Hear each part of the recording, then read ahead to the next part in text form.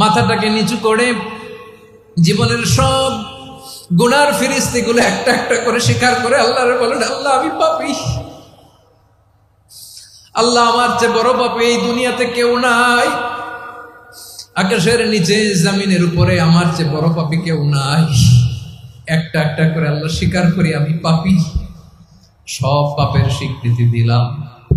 পৃথিবী না জানুক আমি তো জানি, আমি কি পাপ করেছি, হায় আমার পাপের করলে বিচার, বাঁচার আমার নাই উপায়।